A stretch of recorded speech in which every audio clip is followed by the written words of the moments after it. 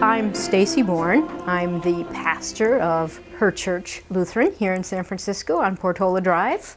We are a Lutheran congregation in San Francisco for 125 years. Originally Swedish immigrants created this place to be their spiritual home.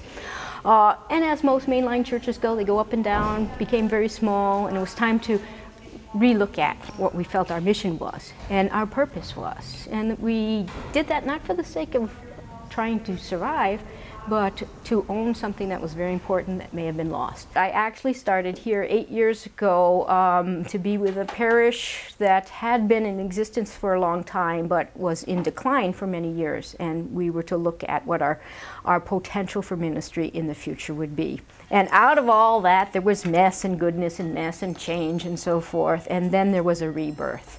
There's a new congregation emerging, people who are attracted to being together in the divine feminine, and that's where we're going. Judy Chicago needed and called forth many women, artists, and folks who were willing to look at not only a way to present the saintliness of these women, but the reality of their lives and how it ought to be presented to the world. Various churches have been working on their traditional text to recapture or re-put back in stories, even if you have to reconstruct them, of the role of women and the role of the goddess and so forth.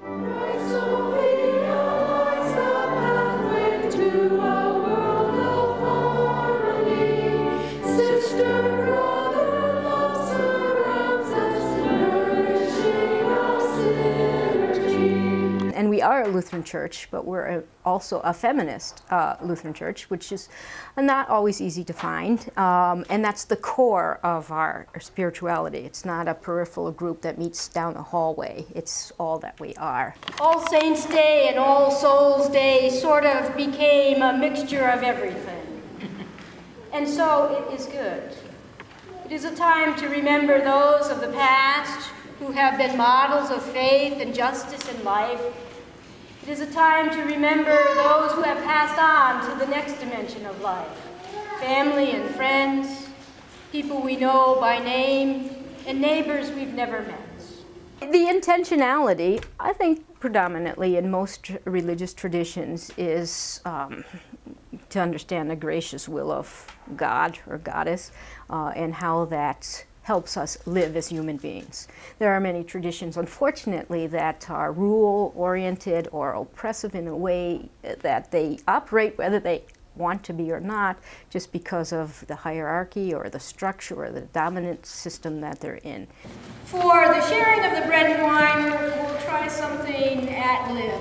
Let's see, we're going to ask two persons who have and do serve, this is unbeknown to them, as night ministers in San Francisco, to be the cupbearers. So this, because you're used to weaving in and out of folks during the night, we think you might be at least awake enough to try this.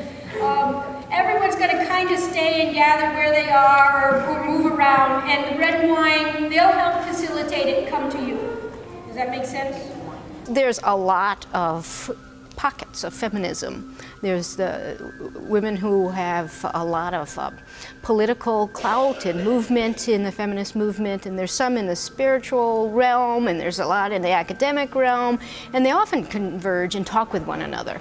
But as far as it goes for people who are seeking for a daily or weekly communion, to do kind of a faith journey, to be in touch with Spirit, the Holy One, in whatever ways they call her, or by whatever practices, it's not often as available.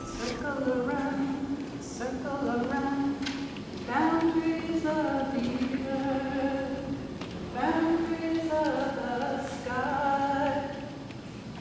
We have that in worship, dance and music and song and, well, anyway, I could go on, but you don't want me to. So just stop by.